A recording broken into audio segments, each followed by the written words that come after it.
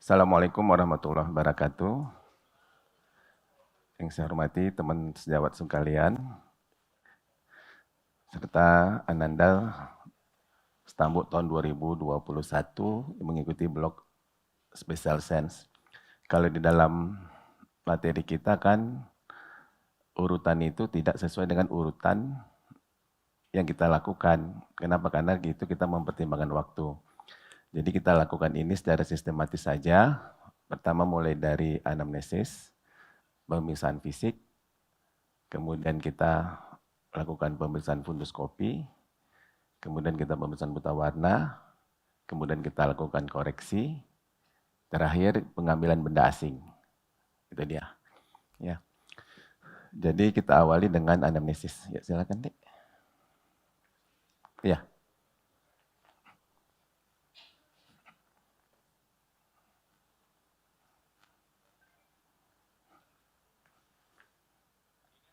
Itu menjadi. Ya. Gitu. Ya. Ya, jadi ketika anamnesis sama seperti anamnesis yang lain, ya. Kita lakukan setelah anamnesis pribadi, kita tanya keluhan utama. Kalau di mata itu keluhan utama untuk kompetensi dokter umum itu ya cuma dua, mata merah sama mata tenang. Ya.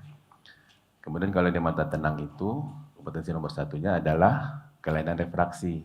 Itulah nanti kita sampai kepada koreksi refraksi. Adapun mata merah biasanya kelainan-kelainan di segmen anterior, konjungtivitis, blefaritis, keratitis, ya. Oke.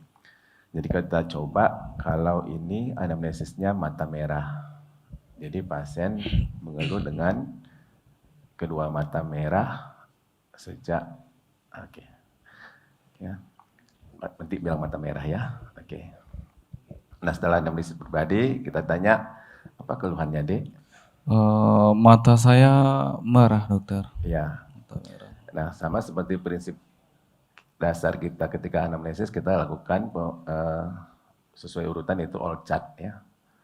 Ya. Itu sudah berapa lama merahnya? Udah seminggu lah, dokter. Sudah satu minggu. Ini kan kedua mata merah. Iya, dokter. Apakah bersamaan atau mana duluan merahnya?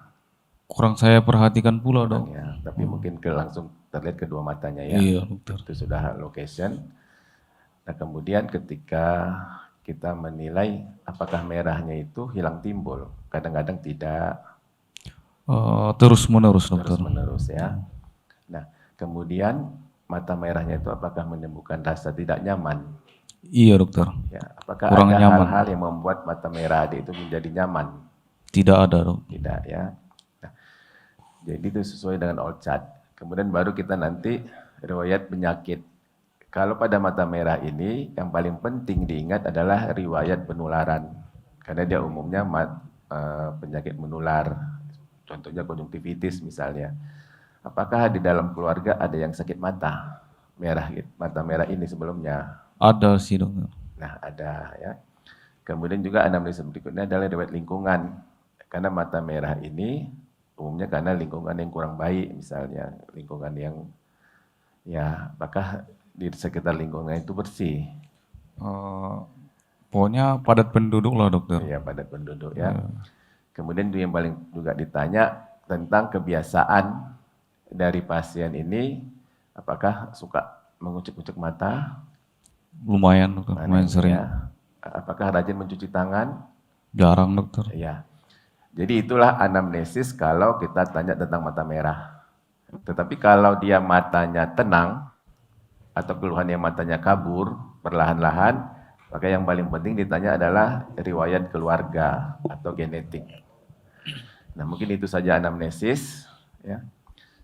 Nah, kompetensi dokter umum, pengambilan manekin itu hanya pada konjungtiva, bukan pada kornea. Bisa? Ya, pasien posisi tidur. Karena kan tidur lebih nyaman. Karena kan, kenapa posisi tidur untuk dokter umum? Karena kan dia pertama dia pakai loop, ya. Nah, kemudian yang kedua, kalau dia posisinya pasiennya duduk lebih susah. Tapi kalau pasien tidur kan dia lebih tenang, ya. Nah, misalnya ada benda asing di konjungtivanya, ada stalsiban, ada lakban atau apa.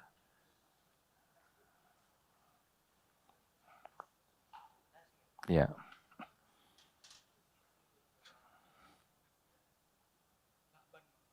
Ini nggak apa-apa itu. Itu lebih besar itunya daripada matanya. Sedikit aja. Potong lagi senang. Ah, udah itu. Ini aja.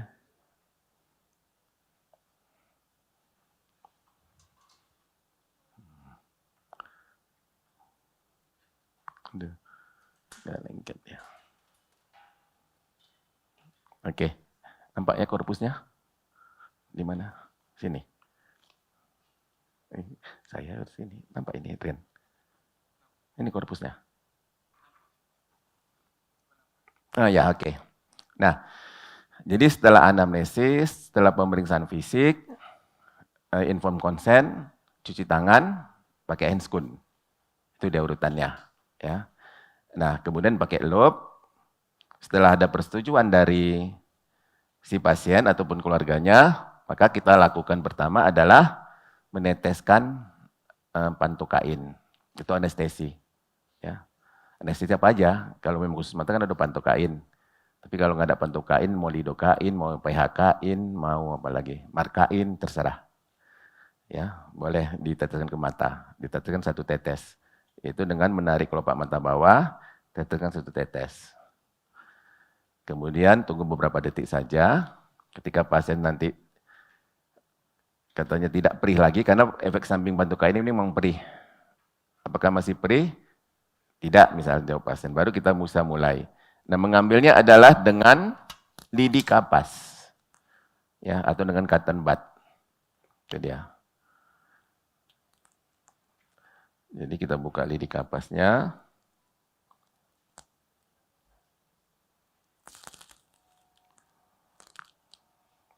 Nah, bagaimana cara mengambilnya? Mengambilnya dari sentral ke lateral. Ya, karena kita tahu di sentral itu ada kornea.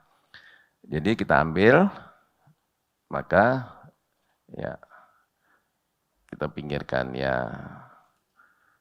Itu mengambilnya. Jadi prinsipnya dari sentral ke lateral. Ya. Nah, sudah selesai diambil, maka kita berikan tetes mata antibiotik. Atau kalau tidak ada tetes mata, salep antibiotik juga bisa. Nah, kalau memang rasanya pasien perlu ditutup, ditutup. Kalau tidak, kalau dia ada kacamata pelindung, pakai kacamata pelindung saja.